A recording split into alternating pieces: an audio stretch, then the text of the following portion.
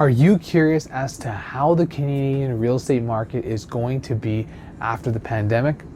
In this video, I'm going to show you 3 different predictions for myself that I believe that'll take place in the next couple of months to the end of the year to the next couple of years, in which can really impact home ownership, the market, price reduction perhaps, and many other things. This is going to be a multiple part series.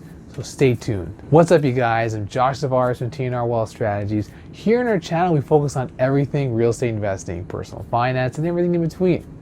Remember to hit that like button, hit that subscribe button, and jiggle the notification bell so you can get updates on our newly uploaded content. The effects of the pandemic are quite evident, affecting multiple areas of our lives. And I truly believe that the real estate market as a whole is going to change because of this.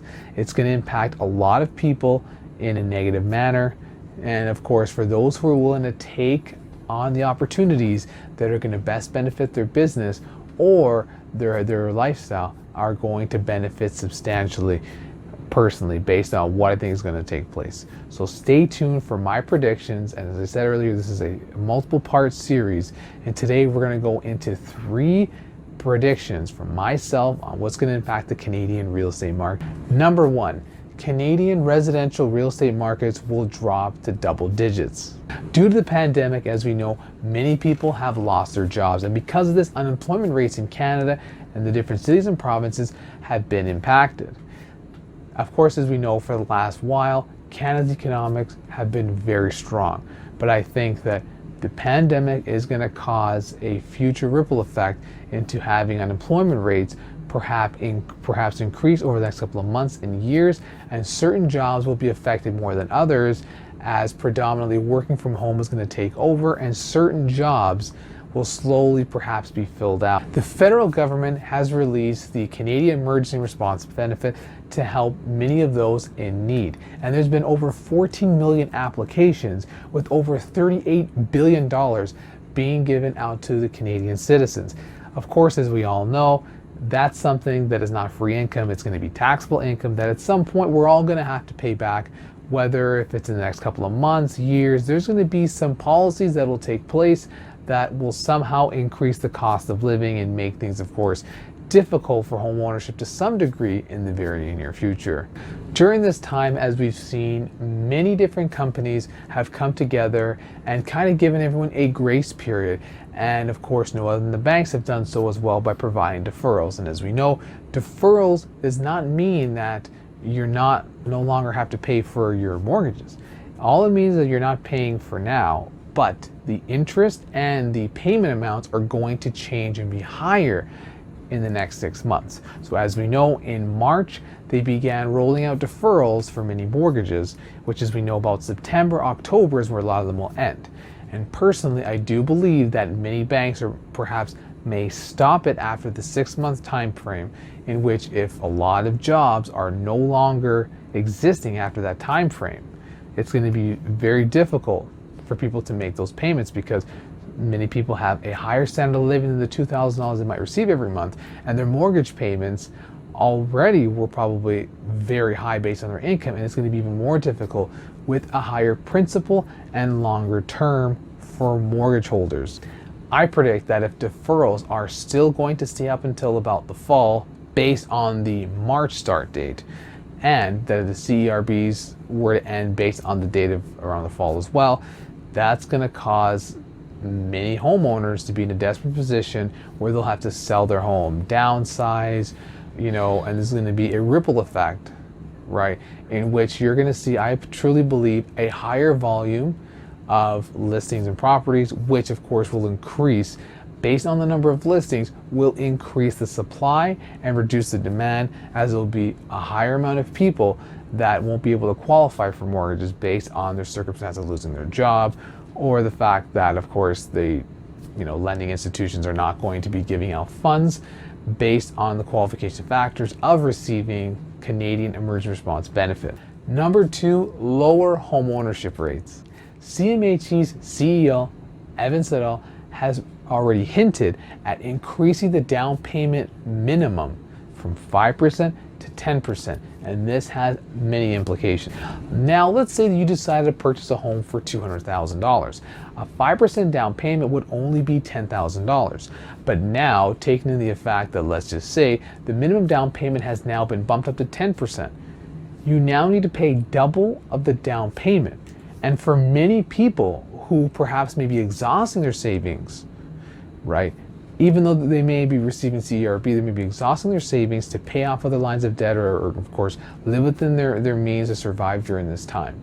It's going to make it more difficult to have those down payment funds to purchase a home. And this is more prevalent with those who have not entered the home buying process.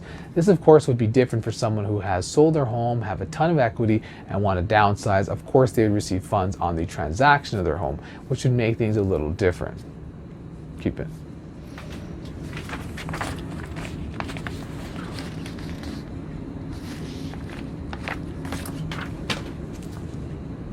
Also, let's keep in mind that the stress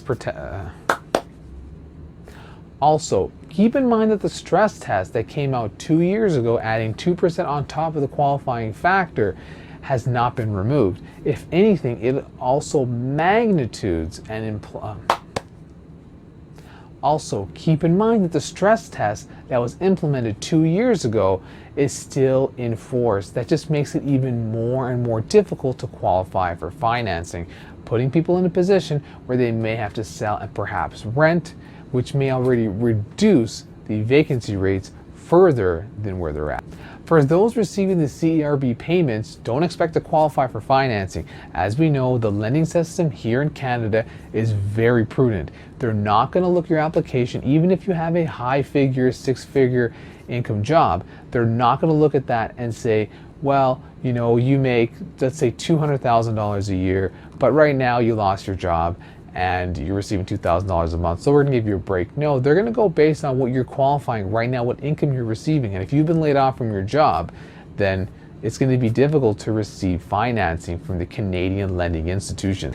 The CERB, as we know, is going to be something that we're all going to have to pay for in the long term. In the short term, it's going to help us, but in the long term, we're going to pay for this as well. And of course, with many other organizations being impacted to shut down their business, this is going to impact supply and demand, where for the few that are in service now, prices are going to go up. Inflation is going to go up. Also, interest rates are going down, which means the cost of money is going down. So as we speak, your money is becoming valued less and less and less, making things more difficult with everything else currently taking place. For many generations to come who don't already have home ownership, it's going to be very difficult to obtain it unless in the form of inheritance. But that's only going to apply for those who are not forced to sell their homes. There's going to be many people, in my prediction, who may have to sell their home based on high debt, cost of living, and may have to begin renting, which is going to be a wealth destruction for many people who are expecting to inherit their parents' home and, you know, pass it down from generation to generation.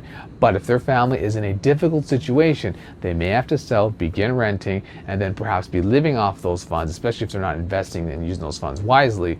And as we know, real estate over time has proven to appreciate.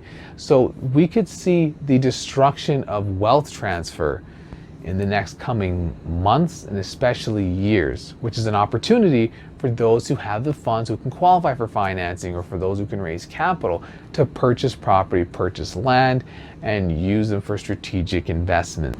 Number 3, high amount of listings and delinquencies in fall of 2020 and proceeding forward.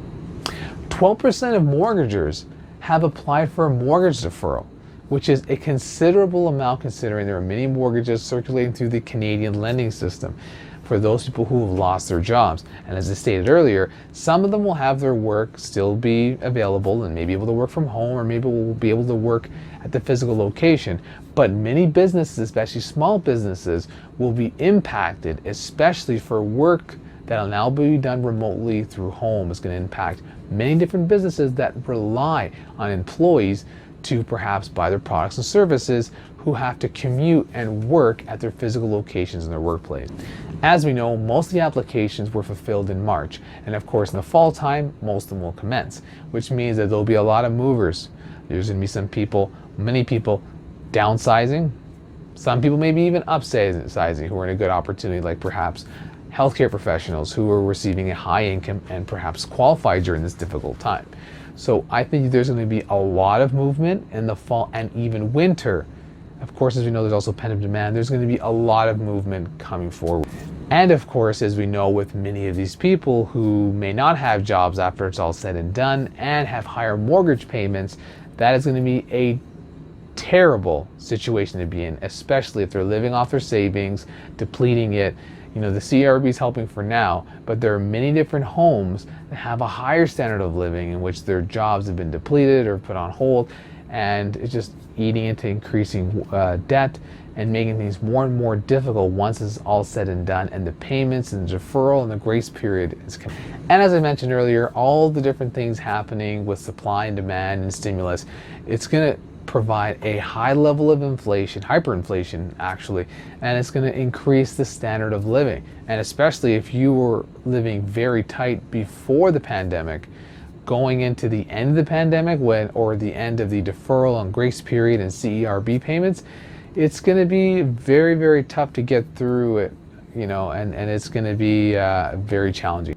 With those with a considerable amount of equity in their homes who are forced to sell, they may be in a good position to live further away where the cost of living will actually be down and help them during this time. Now, for those who've recently purchased a home who are in a difficult time, in where they may have to sell their home, they may have no equity involved, in which they may perhaps may have to rent if they're able to qualify, right? Or they may need to be homeless. I personally think there may be a lot of homeowners who either will downsize and still own, get into the rental market and use up as much as the transaction funds of their home, right? But with those, the lower equity or the least amount of funds you receive from transacting on your home, I personally believe are going to be the people who have the highest probability of homelessness. And I think this is true. Reason being is that there's going to be a lot of people who may have to convert from home ownership to renting. We already have a very low vacancy. If there's not enough homes out there for rental and people are just selling, I personally believe that if the rental pool continues to increase, there won't be enough supply, high demand. That means there might be more people who may need to be homeless because there's not enough rental housing, especially if their income has dropped and they don't have any savings because they had no equity when they purchased their home and they were forced. There you have it. Those are some of my predictions of part one of what will take place in the Canadian real estate market. Question: have you recently watched my CERB video, the Canadian Emergency Response, everything you need to know about it? If not, click the link below. There you have it. Those are my predictions, part one of how the Canadian real estate market will be affected after COVID. Question: do you need to qualify or apply for the CERB payments? If so, click on the link below. I've got a great video going extensively into the topic, so click below. If you liked the video and it was super helpful, remember to hit the like button, hit the subscribe button, and even jiggle the notification bell so you can get updates on our newly uploaded content. For similar videos on personal finance and real estate investing, click here and here.